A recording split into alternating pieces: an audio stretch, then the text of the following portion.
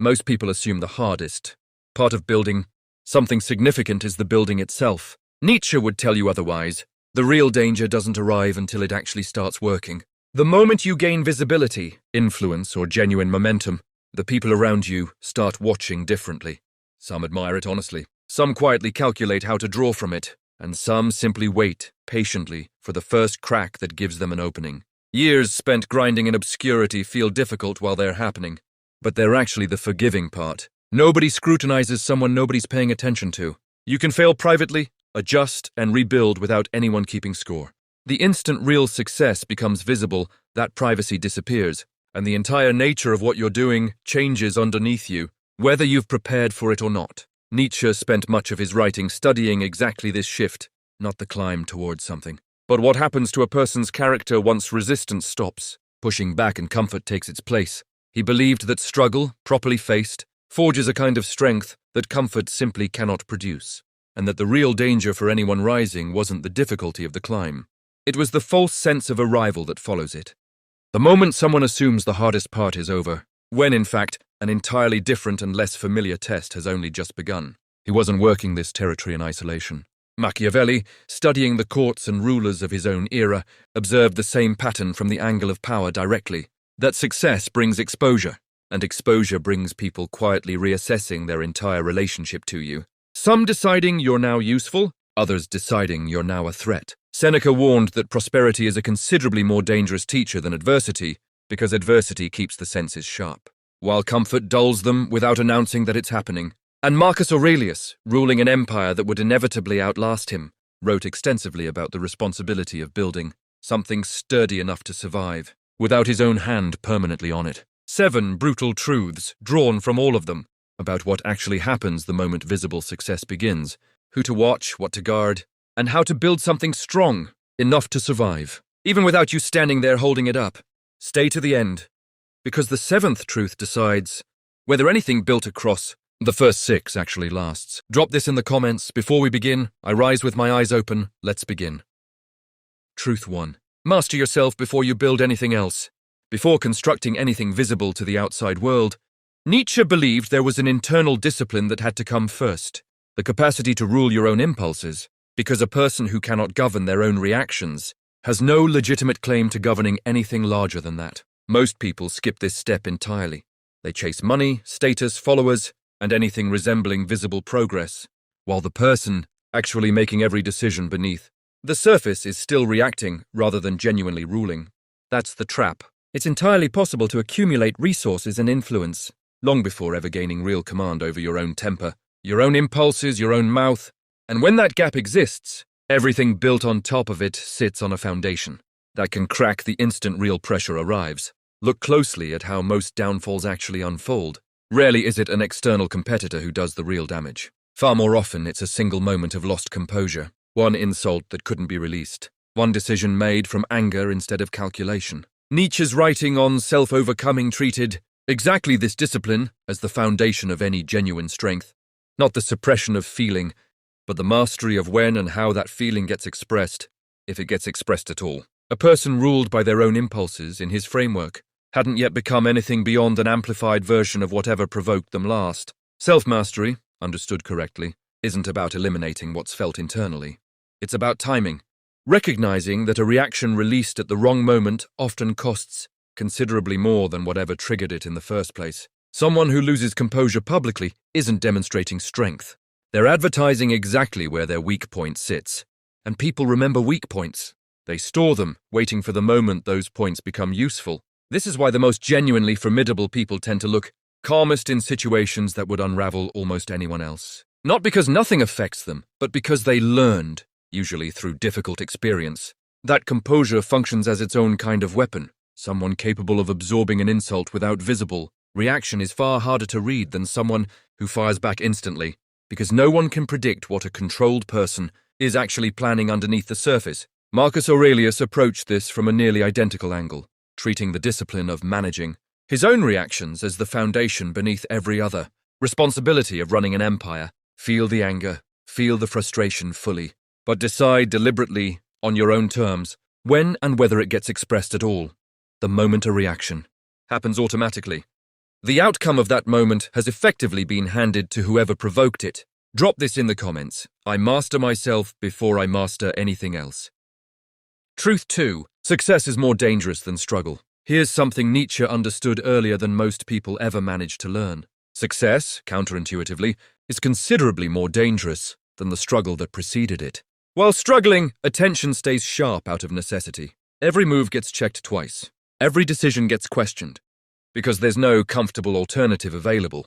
The instant things start genuinely working, that sharpness begins fading, deals close more easily, doors open with less resistance, and without quite noticing it, vigilance starts relaxing in exactly the places where relaxing tends to be the most costly. Nietzsche's account of adversity as a genuine teacher runs directly counter to how most people treat their own hard-won success. Struggle, in his framework, forces a kind of honest confrontation with your own limitations that comfort actively shields you from. The moment resistance disappears, so does the pressure that had been sharpening your judgment the entire time, and judgment left unsharpened tends to dull quietly rather than dramatically, which makes the decline almost impossible to notice from the inside. This is one of history's more reliably repeated patterns. Leaders who fought their way upward through discipline and sharp instinct frequently lost that same position, not through one dramatic failure, but through a slow, nearly invisible drift. They stopped double-checking, stopped questioning the people around them, and began assuming their position was secure, simply because it had been secure the day before. Seneca described this exact drift as one of prosperity's quieter dangers, arguing that comfort erodes vigilance far more effectively than any direct attack could, precisely because it doesn't feel like erosion while it's happening. The trouble is that success feels like proof of something permanent. It feels like evidence that a formula has been solved, that easing off is finally earned. But success only demonstrates that a particular approach worked under a particular set of conditions at a particular moment. Conditions shift, competitors adapt, new pressures emerge that simply didn't exist during the climb. And if attention has drifted elsewhere because comfort took hold, those pressures go unnoticed until responding to them becomes far more difficult than it needed to be. This is why the most genuinely dangerous phase for anyone rising isn't the struggle itself. It's the plateau immediately following the first real win. That's when the guard comes down. Nietzsche warned specifically against mistaking any single achievement for a finished state of being, arguing that a person who considers themselves complete has effectively stopped the very process of self-overcoming that got them there in the first place. Staying sharp after genuine success means maintaining the same standard of scrutiny that existed before anyone was paying attention, treating every win as a checkpoint rather than a finish line. Drop this in the comments. I stay sharp, especially after I win. Truth 3. Rising reveals who people actually are. Something strange happens the moment visible success begins. People show you exactly who they are, whether or not they intend to. Machiavelli devoted considerable attention to this exact shift. Not how people behave while you're struggling. That part is simple, because kindness costs nothing towards someone who isn't yet a threat. What he studied was the moment rising begins, because that's when masks genuinely slip, revealing who was actually invested in you, and who had simply been waiting nearby until you became useful. Watch closely enough, and patterns start emerging. Some people grow quietly distant the moment success becomes visible, not hostile, simply less present, a little slower to respond, noticeably less enthusiastic about wins than they once were about struggles. That distance carries information about how they genuinely perceive the shift, even if it's never said aloud. Others move in the opposite direction, suddenly warmer, more available, more complimentary than before. Some of that warmth is entirely genuine. The wise counsel here is to stay alert regardless, because closeness that only appears after a rise isn't necessarily loyalty. It's frequently positioning. People drawn less to who you are and more to what your rise can now offer them. A third group simply observes in silence, offering neither warmth nor distance, and these are often the most important to watch closely, because their reaction reveals the least on the surface and the most underneath it. Machiavelli believed silence during someone else's rise frequently conceals calculation, not always malicious, but calculation nonetheless. Nietzsche's writing on resentment addressed a related mechanism directly, describing what he called ressentiment, a quiet, often unconscious hostility that forms in people who feel diminished by someone else's advancement without ever confronting that feeling honestly. Rather than admitting envy, the resentful mind frequently reframes the successful person's rise as evidence of some moral failing, constructing a story that makes their own stagnation feel virtuous by comparison. This is precisely why some people grow subtly critical, distant, or dismissive the moment someone near them begins rising. Not because anything was done to them directly, but because the rise itself forces an uncomfortable comparison they'd rather resolve by diminishing the source of it. This matters because the people present during a climb aren't automatically entitled to remain present during whatever follows. Comfort tests loyalty far less rigorously than circumstance does. Power reveals character faster than almost any other condition. Because it's simple to treat someone well when they have nothing you want.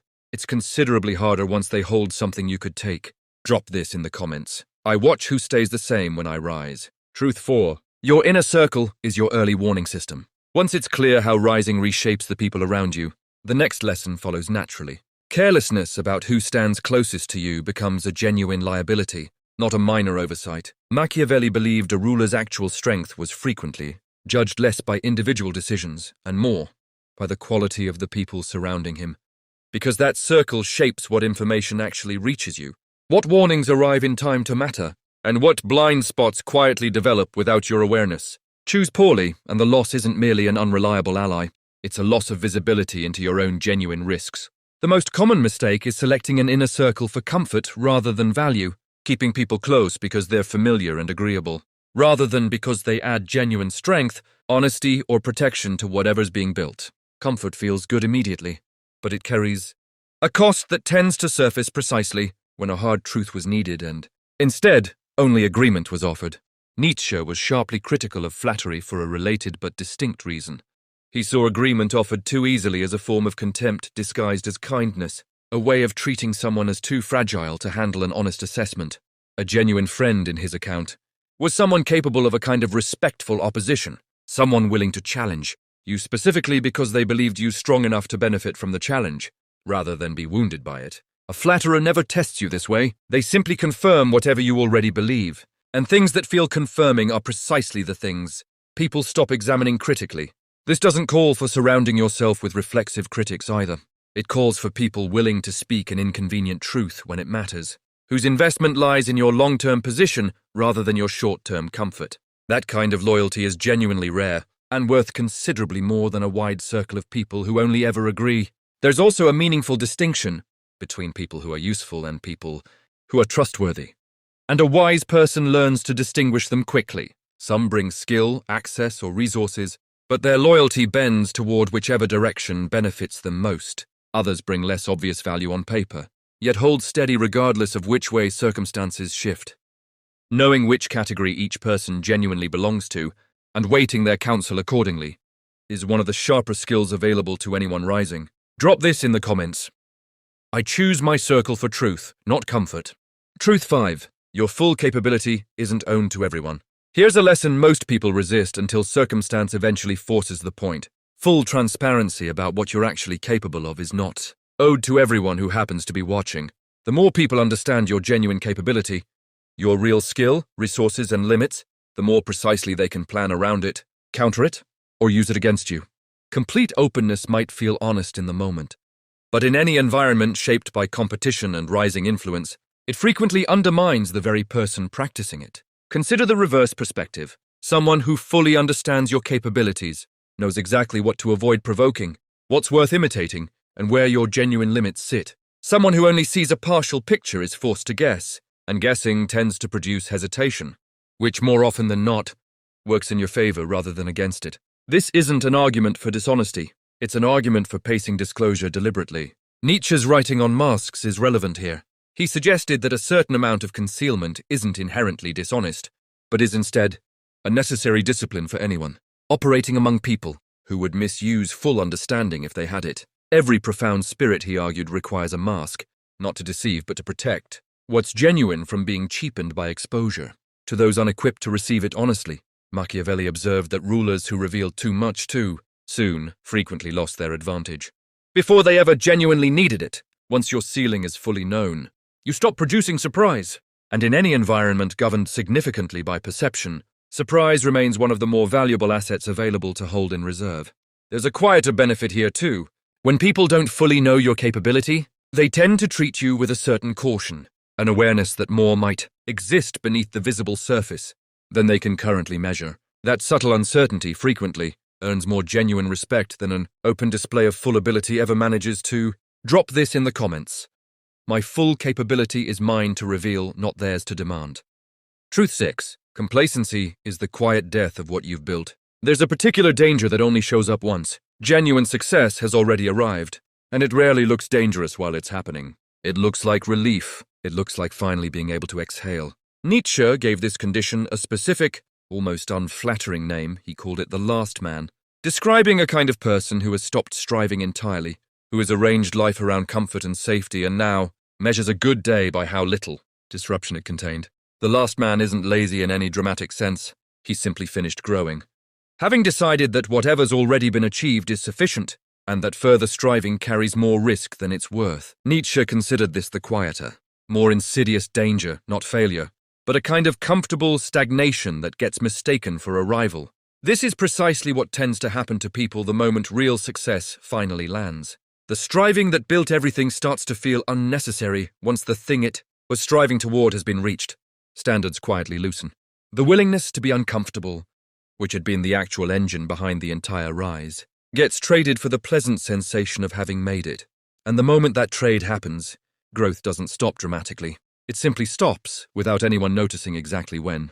Camus approached a related problem from another angle entirely, describing the discomfort of a life that has run out of genuine challenge to respond to, arguing that meaning isn't something achieved once and then banked permanently, but something continuously created through ongoing engagement with difficulty.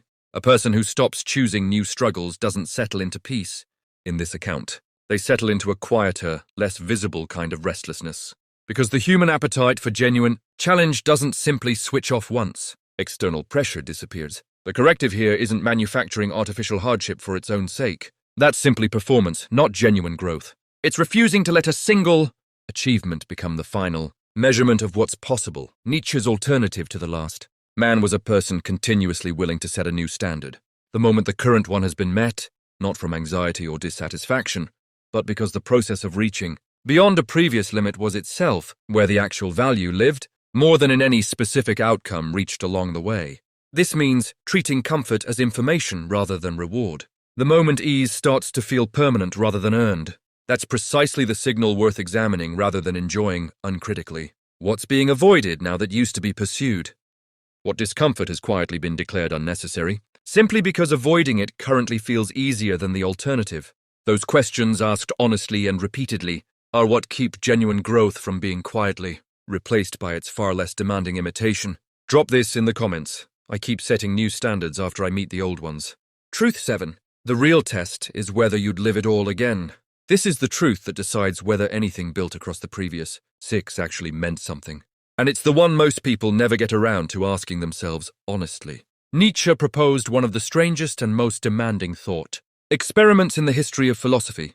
Imagine that everything you've done, every choice, every method, every compromise made along the way to whatever you've built, would repeat itself infinitely, exactly as it happened, forever. Not the outcome alone, the entire process. Every shortcut, every relationship handled well or poorly, every version of yourself required to get there. Could you genuinely want that, in full, repeated without end? Or does some part of the process only feel tolerable because it seemed temporary?